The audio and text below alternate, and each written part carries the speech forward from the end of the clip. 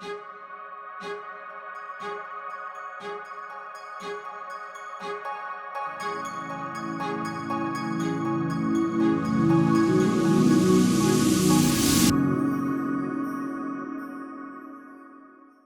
hello and welcome to Kitty Talks. We share inspirational life stories that empower you to create yours. And this week I have another amazing guest who is going to tell us their fantastic transformational story. Beth Kempton is a freedom seeker. I love that. She's going to get her to go into more detail about that. She is an entrepreneur and an author, and she's literally just birthed this book, which we're going to talk about, Wabi Sabi, which I think is a fantastic name. And she's also a Japanologist. Did I say that right, Beth? Yes. So we're going to get Beth to tell us all about what a Japanologist is. But Beth, welcome to Kitty Talks. Thank you so much for coming on and sharing your story with us.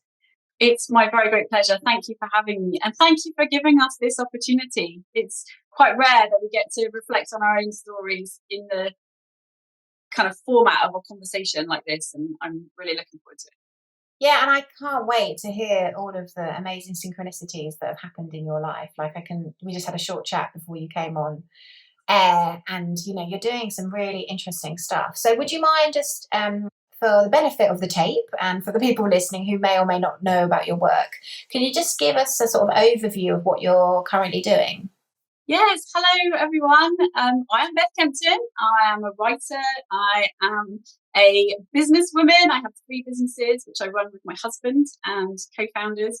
They're Do What You Love, which helps people very much in line with what Kitty's doing to find what lights them up and pursue that in a way that they can fill their lives doing what they love. And I also am co-founder of makeartthatsells.com and makeitindesign.com, which help artists and designers to flourish in their creative lives. I'm also a Japanologist, as you said, which really means by training, I am a scholar of the Japanese language and culture. And I'm sure we'll get to talking a lot more about that because it's very random that I ended up doing that. But it's been a huge part of my life, real area of bliss for me. I'm also mother to 2 young children under 5. And I try and bring positivity to the world and live my life in an adventurous way. You are a busy lady, 2 children, 3 businesses, husband, just moving house, just launching a book. And you look really chilled out, so I'm impressed. Well, the reason I'm moving house is for a simpler life by the sea, because I'm so busy. I'm constantly evolving. That's what it is. Would you mind... because one of the things we love to do here on Kitty Talks is, I believe, actually, without getting too woo-woo, I believe we all choose our path before we come down. And I'd love to know your story. So obviously, I know you studied Japanese at university. Tell us a little bit about how you got into what you're doing today.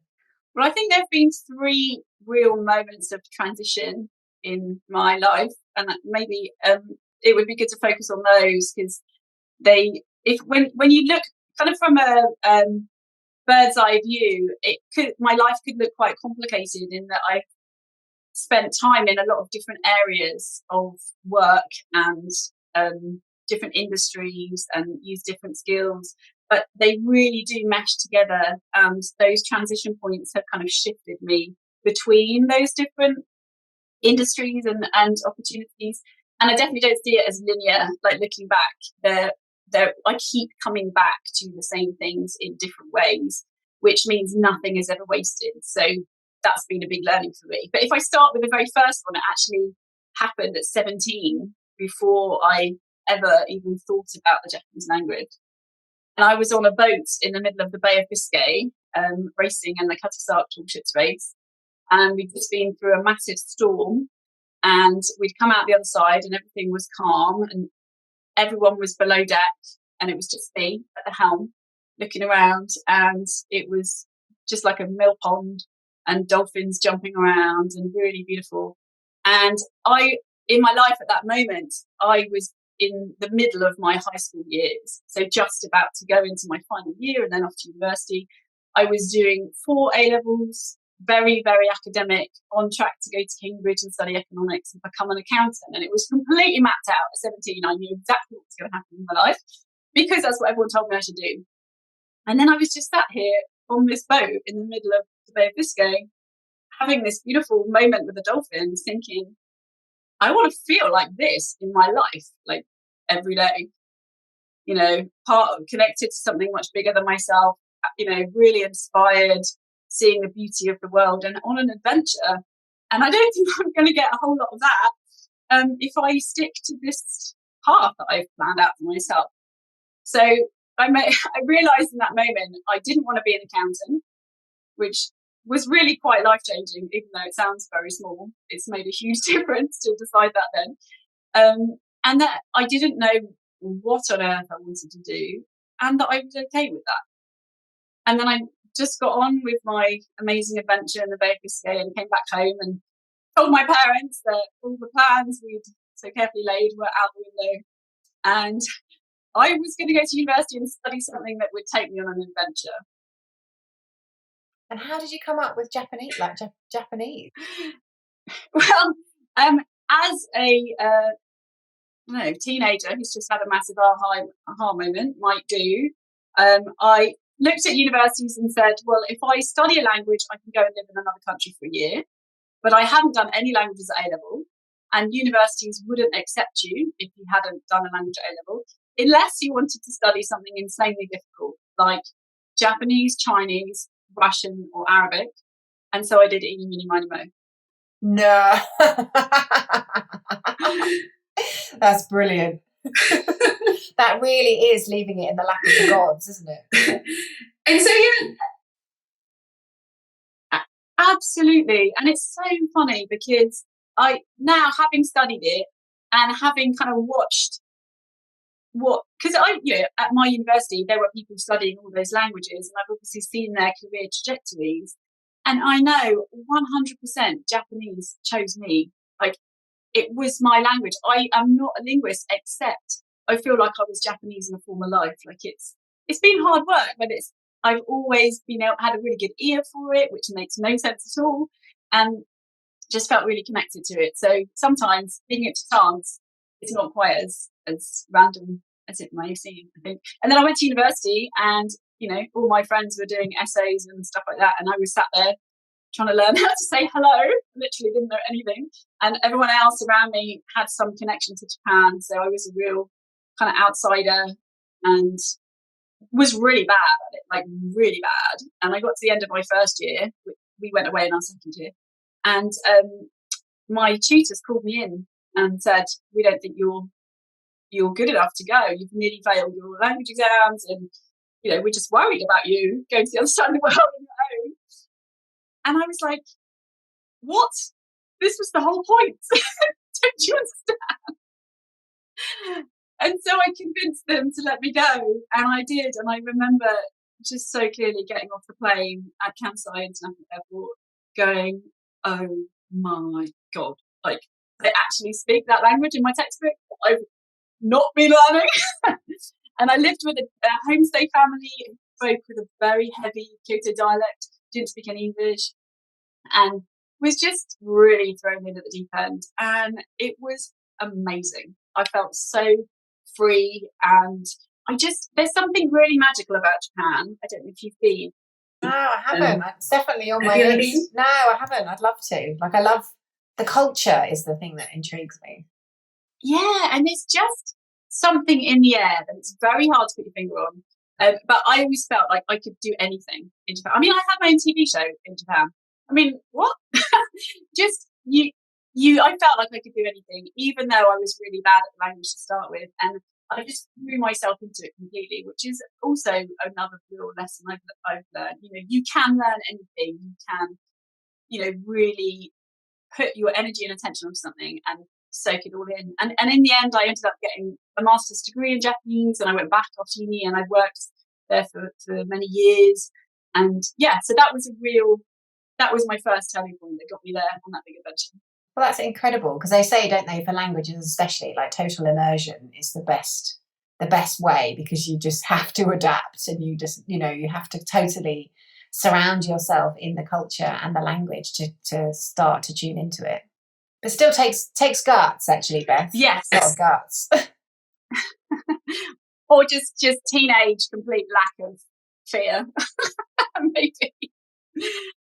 And it's a really interesting point that you pick up on, because there's something also in the Japanese language which makes it so beautiful but also so difficult, which is to do with that immersion. So I have never met somebody who's truly fluent at Japanese who hasn't lived and worked in the country, because there's something about the language that you cannot pick up from the textbook. And that is, they have this beautiful phrase, kuki o yomu, which means to read the air.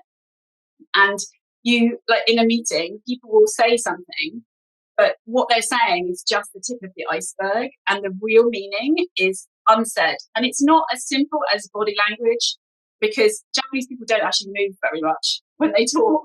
Their gestures and movements are very, very subtle. But you definitely hear with your whole body when you're really in a conversation in Japanese. And I think that's why I was so interested in writing my new book, which I'm sure we'll talk about later. But because it's the same as with life. Like, you can read all the books and take all the classes and listen to all the podcasts you want, but you have to be in it, immersed and listening with your whole body and all your senses to really experience and get the most out of your own life. So that was always a really big thing for me with the language. And I think possibly how I ended up learning it well, because I was just so tuned into everything in that first year. Wow. And so are you fluent in Japanese now? Yes, I am. I'm rusty, but in terms of having not lived there for the last time I lived there was 5 years ago. I've visited many times, and my Japanese is completely fine. But I compare myself to when I had just finished my master's, memorized a dictionary, was training at the UN, that kind of thing. So, having had 2 children since, and lots of other things going on, I'm living in England. My Japanese is fine, but not at that level. And I think that's another thing I had to really work on myself with writing this book, was to not be judgmental of my own ability, comparing it to the past. As soon as I went back twice in the research for this book, and as soon as I was back in there, I'm sat there having conversations with Japanese monks in Japanese and stuff, and it's completely fine. But I know that I used to know a more sophisticated word, and I have to just go, you can only do what you can do. You could go back to university and study for another 5 years, but by then someone else will have written this book. You've got the tools, ample tools that you need right now to do what needs to be done. And I think that's something I had to really work on with this book. And also, I'm not Japanese, and I think it's so easy for us when we're trying to carve a new path or do something different, that we will never be perfect at it. We just won't. You can keep going until you're better and better and better, but at some point you have to go, I'm good enough to have a go, and I'm going to try. And so it's almost like writing the book was an exploration of what the book's about without really realizing it. Yeah, absolutely. So you had this beautiful moment of bliss and calm in your teenage years. You went on to chuck yourself out of your comfort zone, study Japanese, live in Japan, get a master's. I'm dying to know the next bit of the story. What happened next? Well, I had a series of very strange coincidences with jobs. I think I've had one job interview in my entire life, but I have done many jobs because they've always been a phone call or a recommendation or something like that. So when I was living in Japan, I got into the world of sport, and I've interpreted for a huge amount of very well-known athletes and teams, and my thing was interpreting in a competitive sports environment, like I worked at the Olympics and the World Cup and those kinds of things. And so I got into the world of sport, and then I worked at the 2002 FIFA World Cup, which was co-hosted by Korea and Japan, which was amazing.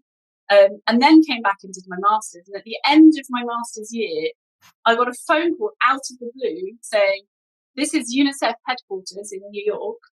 Would you like to go and work at the Olympic Youth Camp at the Athens Olympics in Greece? And I'm basically back being a student, right, living in one-room student accommodation going, this is UNICEF in New York, phoning me up. Like, what? And so that had come about because the person who was on the phone, who's still a very good friend of mine, was the head of sport at UNICEF, and she had worked very closely with a lady who I had worked with on my previous project, which was Libya's bid to host the FIFA World Cup. And that, I won't go into any detail on that because it's the craziest bid you can imagine. But that opportunity had come about because the person who put that bid together had been one of my bosses in Japan and needed someone he could rely on who was comfortable in foreign cultures to go in to Libya and in 4 months get their government to put together a football bid that could go to people who is inside the World Cup. And so that was completely nothing to do with language skills or anything like that. It was just trust and knowing that I could get a job done and deliver when my boss wasn't even in the country. And then that itself led to this other job at UNICEF, which was this isn't even one of my transition moments, but that going into the world of UNICEF was a really big thing for me because all the work UNICEF stands for the United Nations Children's Fund, and their whole thing was about helping children fulfill their potential. And in my time there, when I worked very closely with some of the biggest sports brands in the world, leveraging them to help UNICEF's work, I went to many, many countries all over the world on field visits and to, some of the places where people are living in the most devastating conditions, and just learned so much about life. And looking back now, I can see that my thing is helping people to achieve their potential. And in that time, it happened to be children, and now it's older people, much more my age. But that was a really interesting learning for me. And that led on to what became my second transition moment, which was about 10 years ago. So when I was at UNICEF, I ended up working on London 2012's International Social Legacy from the Olympic Games, and I was responsible for the legacy from UNICEF's point of view. And again, a guy who I had worked with in a previous role became the person in charge of England's bid to host the FIFA World Cup in 2018. Now, if you don't like sport, this might sound like it's completely irrelevant to you, but if you really want to listen to the principles underneath it, which are just about relationships and being open to moving and trying new things, because he's putting together this bid for England to host the World Cup, and he's working with the Football Association. There's a really big budget, and I said to him, look, I think it's really important that you build a legacy plan into your bid, because you can, and because if England gets the World Cup, it's one of the most phenomenal opportunities for our country to do good in the world with children. And so he said, that sounds amazing. Do you want to do it? And gave me a job there. And so I was working on that. And that led to my second transition moment, where two things happened at once. One was we put together an amazing bid for this country to host the World Cup. And we pitched it to FIFA along with all the other countries. And we went to Zurich, and there was David Beckham and the Prime Minister and Prince William, and we did this amazing pitch to them. And we got one vote, and we went out in the first round. And it was devastating. And what we found out, we suspected then and have found out since is the truth, was that the people who were voting at FIFA, the old guys, were taking bribes left, right and centre. Most of them have been fired. Some of them are in prison or under FBI investigation. I mean, it was unbelievably corrupt. And I realised at that moment, if I was going to go further in that career, helping people in that particular way, I would have to work with people like that who I fundamentally didn't agree with the way that they were in the world. So that was a really big thing for me. And at the same time, just a few months earlier, again, quite randomly, I had taken myself on an art retreat in California, which was didn't really make any sense because I wasn't an artist and I didn't really do any painting.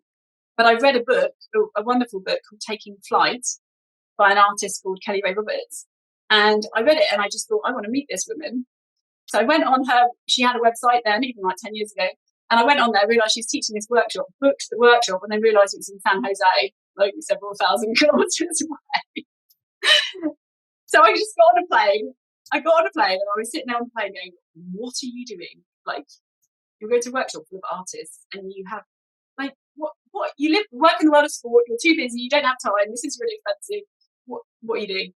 And I went, and it was absolutely amazing. I was surrounded by like 100 creative women in the shadow of this redwood forest, all just there because they loved making stuff and they loved life and all these things. And I remember, again, it's that feeling thing. I was sat there in the dining room looking around going, I want to feel like I feel in this environment in my work. And I worked in the sports industry where it's all about money and competition and male dominated and all that stuff. And this was the absolute antithesis of this. But I realised also in that moment that so many of those women would go back to where they come from, all over America mostly, and they would just keep doing their art as a hobby because they had absolutely no belief that they could turn that into their work. Mm. And I felt then, I wonder if there's something I could do bringing my business experience to these women and helping them. But I didn't have any idea how. I just had this idea. And then the whole thing happened with the corrupt people at FIFA. And I was like, now's the time. I'm just going to do it. I'm just going to do it. And so I did it. And that was the second turning point when I started my business called Do What You Love. And mostly made it up as I went along for the first year. I mean, I did. Oh, it's so funny. I mean, I didn't even have a blog. And was kind of a pioneer in the e-course industry without knowing. What I'm getting, Beth, sorry, I have to share this, because what I'm really getting from listening to you is you're somebody that was just really in the moment. Like you, and like obviously I shared with you that I've studied Dharma, and Dharma is all about being the flow, universal flow of life. You know, and when we are doing the things that we love, you're kind of in that flow of life. So that when you're describing the synchronicities that happen for you to get jobs, it's like you're riding that flow of life, and you carried on riding that until, you know, life presented you with such a turning point where you were like, actually, I don't want to go this way anymore because it doesn't work for me and my values and everything else. And then obviously the ideas have all filtered through to you to what to do next. So it's about being present, about listening, about doing the things that you love is all the things that I'm hearing from you. So it's really fascinating hearing your journey. I love that you shared that, because I think you're absolutely right. And also I followed the next interesting thing. I literally did. You know, I wasn't married, I had no kids. I just followed the next interesting thing, not really having an agenda about where's this going to take me? What's this going to mean for my career in 10 years' time? Not even, is this going to make me money? I mean, the job's all, you know, well paid, but it was never really a factor. And just go, oh, that sounds interesting. Yes, I'm in, you know. And so I did that. But then the third transition moment is the complete opposite. It happened when I was not in flow whatsoever. So life was like, hang on a minute, you used to know how to do this flow thing. And then what happened? Should I talk about that one briefly? Because I think there's as much to learn. Yeah, I think we learn more. It's almost like the universe slams the door in our face and says, you're going the wrong way. Change direction. Yes, absolutely. So the third transition moment, and this is really strange. It's really interesting because I don't talk about myself like this that often in, you know, sharing my story at this level of detail, and it's a really interesting thing to do. And actually, I really encourage listeners to have a go as if they're talking to you, because it's amazing what pops up in your head as having been important. So with the third one, I was running Do What You Love, and we'd got a really good reputation producing e-courses. So we'd figured out how to do it very early on. Obviously, everyone runs e-courses now, but there was a time when they didn't, and they wanted to, and they didn't know how to, and they were terrified of technology. And so we partnered with several different people along the way as their producer and put them out in the world. Some of those partnerships we still have, some of them we don't, but we have grown our business in that way. So I teach some of our courses, but also we work with amazing artists and designers and our agents and things. So our business had been growing quite fast. Our team had been growing fast, and I wouldn't at all say we had been following the money, but we were definitely putting our attention into the areas that were making the most money. And I think sometimes that feels like the easiest thing to do. You know, it's working, let's do more of it. But I had completely taken my attention away from my own part of the business, the bits where I'm the teacher, the bits where I'm doing my own research, the bits where I'm interviewing people and growing myself. And I was literally doing a job of producing courses for other people, which isn't really what I set out to do, even though it's, vaguely connected. And then there just came a day, and I'll never forget it, when I was supposed to be going to London to speak on this panel, this big debate being hosted by Barclays Bank. And I was very heavily pregnant, and my toddler was screaming in the room next door. And I was waiting for my mum was there to go up and see her because I could hardly move. And I wasn't prepared for this debate, which is very unlike me. I'm always prepared. So I was very nervous about it because it was a big stage. I was running late, which also, adds to the nerves. And then I couldn't do up my trousers. And I was just like, on top of everything, I can't even do up my trousers. And I just,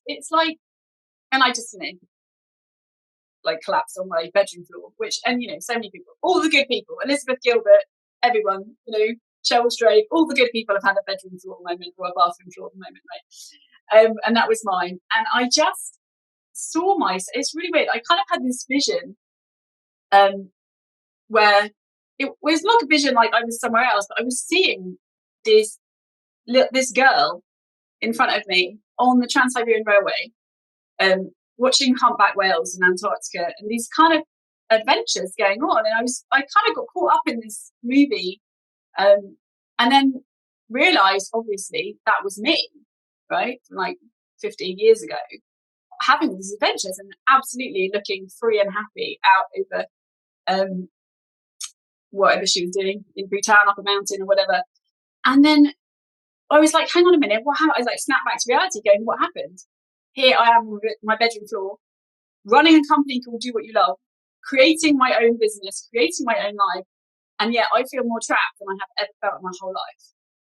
What's going on? And also that's me. So she knows how to feel free, right? So I must know how to feel free, but something has gone wrong along the way. And I'm in this situation and I don't want to be here. I want to be over there. And I kind of realized that I wanted to feel in a different way and be in a different position. But I didn't know what to do about it because, I had obligations and I was very pregnant. I was just about to have a baby and all this stuff. And I realized I just needed to take a tiny, just have a bit of space, a little break. And I mean, the smallest space. I'm actually just going to walk outside and go and stand on the grass barefoot and look at the evening sun before I run for my train. I've managed to do my trousers up. And I just I think I just breathed a bit. And then the next day, the debate was over and everything. And I think I took the morning off and went for a waddle down by the sea, and just slowly built in a little bit of space here and there. And then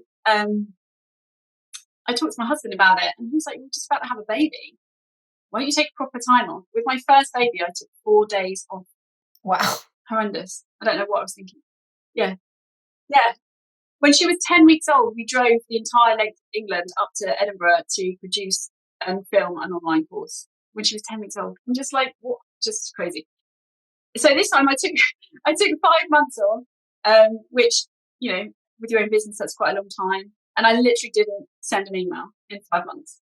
And it was absolute bliss. I had my baby, and I don't know if they're connected, but the difference in the birth experience was unbelievable. With the second baby, when I knew I was having all this time off, I walked into the hospital and I had her within an hour. There's no drugs, nothing.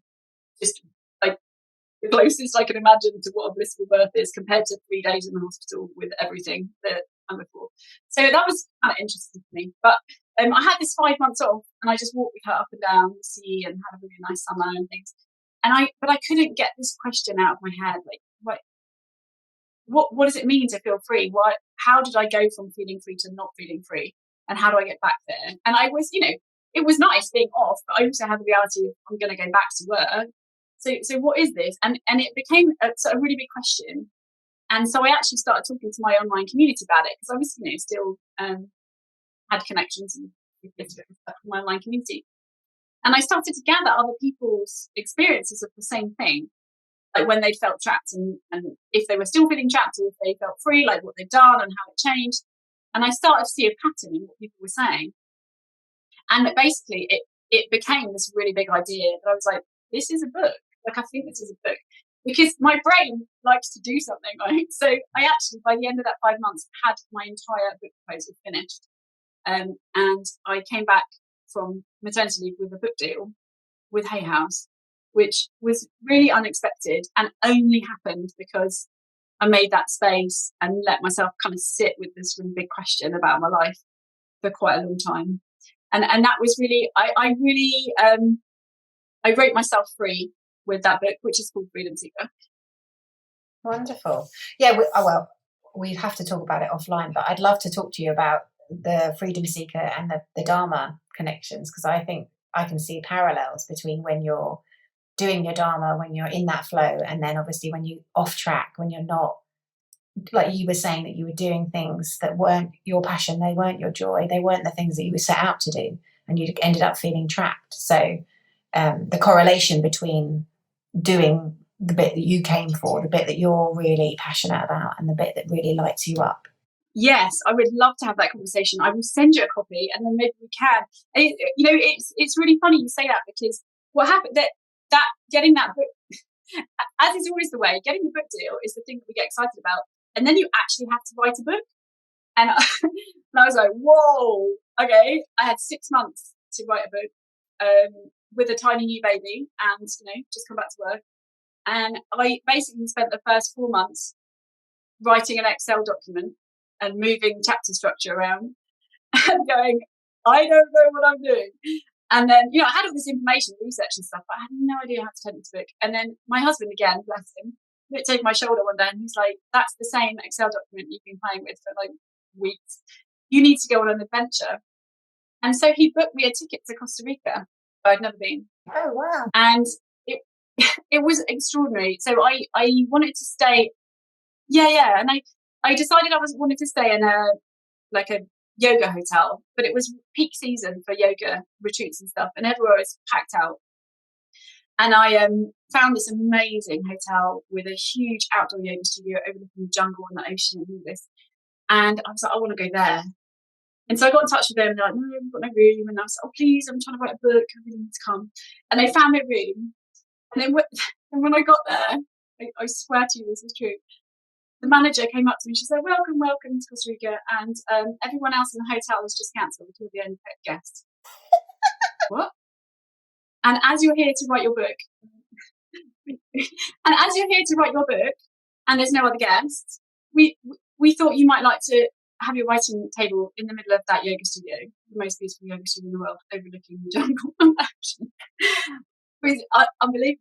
And then I had this Kundalini yoga class on the first day, and I had this amazing, I can only describe it as a spiritual experience, that a Kundalini teacher, since he heard me tell the story, said they think it was a spontaneous Kundalini awakening, which even for me now sounds really strange, but from what they've said, makes sense. And I wrote about that in the final chapter of Freedom Seeker. But what often, when I researched what that was, what often happens afterwards is it's basically a massive explosion of energy, and afterwards people often go into a really deep depression, or they're incredibly creative. And the day after, from there, within the next 5 days, I wrote 30,000 words of that book. Wow. Well, I have to say, there's somebody up there looking after you and putting you in the right place. That's fantastic. And talk to me about this book. Obviously, because I know obviously this is the latest book. So for our listeners, just tell me what inspired you to write this. I think this book has been brewing for 20 years. Really has. I've always felt, so it's called Wabi Sabi, and the subtitle is Japanese Wisdom for a Perfectly Imperfect Life. And for anyone who's been to Japan, they'll know that there's just something about that country which is different from certainly anywhere else I've been. And I've been to many, many, many countries in the world, and nearly every country in Asia. And there is an amazing underlying sense of calm in the country. There is an incredible aesthetic. There are tiny pockets of beauty everywhere. It's not like there's a few people who have this beautiful aesthetic sense. There is something where the way that people live their lives is beautiful. And of course, there are exceptions, and it's very difficult to talk about a culture without generalizing.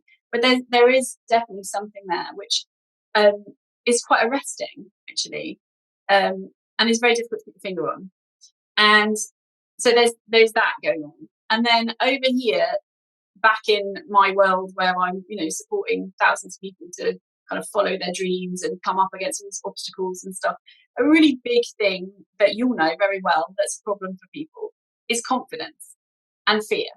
And all of that is rooted in looking at other people's lives and other people's successes and other people's Instagram accounts and thinking, I can't do it. I can't do it as well as them. I can't do it because they've done it. I can't do it because their version looks different to mine and mine will never look like that. I can't do it because I don't have the money. I don't have their background. I don't have their connections, whatever. We spend so much time looking outwards, and it's amazing to look outwards. We're so lucky to have access to so much inspiration and stimulus. But I think it's really important to understand what our tolerance for that external stimulus is at any point in our life. And if you're trying to make a really big change, you'll know it's so important to be very careful about what stimulus you allow into your mind and into your heart, because it can be the absolute difference between something really working for you and you never getting off the ground. And so I'd seen this thing, and it really, when I kind of thought about it, it came down to the fact that so many of us are chasing some idea of perfection. And it might be because of what we see, it might be because of what we've been told. We live in this world of shoulds and all these things. And I just wondered if there was something in the Japanese culture that could translate. Their culture has been alive and thriving for hundreds of years.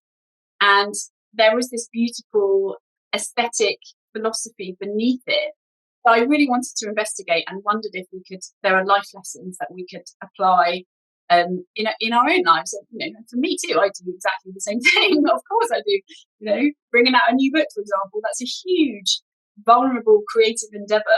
And you can't help looking at other people's book launches and other people's things about Japan. I said before about this whole thing, I'm not Japanese. Who am I to write this book? And all that stuff, comes up for all of us. But then on top of that, very interestingly, I think probably about 10 years ago, there were quite a few books seemed to come out in a flurry about this word wabi-sabi. And interestingly, this year, WGSN, which is the world's leading trend forecaster, said that wabi-sabi is one of the global design trends for 2018. And I'm like, you're in sync. That's lovely and interesting timing, but I kind of think everyone is missing the point, because we in the West have been using the word wabi-sabi to describe a certain look on objects, a certain kind of, like I said before, this imperfect beauty. But Japanese people don't use the word wabi-sabi as an adjective, right? You can't say a wabi-sabi teacup. I mean, they would just look at you and go, what are you talking about? But, in the way that we use it in the West, you could absolutely say, my mug is kind of wonky and not perfect. And some people would say that's wabi-sabi. But the look of the thing is not wabi-sabi as a Japanese person knows it. And I really wanted, and I knew that, I understood that, but I didn't know what it was. I knew what it wasn't, but I didn't know what it was. And so all of those things came together as another idea for book. And thankfully, the publishers thought it was a good idea as well. And I got the go ahead to go and do this investigation. But I didn't have the book when I did my proposal. I had my hypothesis and my ideas and realized, why it's timely, incredibly timely, but I didn't know the answer. And I spent months and months, beginning of this year, I went back to Japan a couple of times, spent lots of time in conversation with hundreds of people about what does wabi-sabi mean to you, what is it? And every conversation you have with a Japanese person starts with, it's so difficult to explain. And wabi-sabi isn't actually in the Japanese dictionary. Every Japanese person recognizes it, but it's not in the dictionary. Can you imagine an English word that we all know and is part of who we are and is not in the dictionary? Isn't that fascinating? Yeah, absolutely. So I went to find out what it is, and And it will only ever be my interpretation based on this kind of synthesis of what so many people from different backgrounds have shared, and my own experience over 20 years and all of this. But what I found is that there are really beautiful life lessons to be taken from Japanese culture, and that's what's in the book. So I'm excited to share it. Yeah, and thank you. And you are sharing it. Like, Beth has very kindly given us a copy we can give away. So if you're listening to this interview now, it will be Saturday and it's just been released. And we are running a competition the week of Beth's interview coming out. So look at my Instagram, we'll tag Beth in it too, and we will have all of Beth's details in the show notes of this interview. But if you want to enter the competition to win the book, we will have all the details on Instagram, and we'll probably run it for about a week or a week and a half, and then we'll announce the winner. But Beth, I want to say thank you, first of all. Thank you so much for coming on. And like, you'd obviously thought about the kind of pivotal moments in your life, which was really evident. And I think that's really beautiful for people listening, because, you know, listen to those pivotal moments. They're trying to tell you something. When you get those feelings, when you get those spiritual awakenings, you know, they are signposts that you should be looking at and you should be watching, and you should be changing direction and tweaking dependent on what the sign is telling you. But yeah, I want to say thank you, Beth, for coming on Kitty Talks and sharing your story with us. And we will make sure we have all your details in the show notes so people can connect with you on Instagram. When is the book out now? The book is out on August the 30th. It's available for pre-order on Amazon. So it's Wabi Sabi. And I'm Beth Kempton, and I wrote it for you. So I hope you read it. Yes, and we would love your feedback on this interview. Thank you for having me, Kitty. Yeah, no, thank you for having you too, Beth. It's really, I knew that we'd have a great conversation just because we're in a very kind of similar, you know, come from a similar ethos. But we will see you next week again on Kitty Talks with another amazing guest. Bye-bye.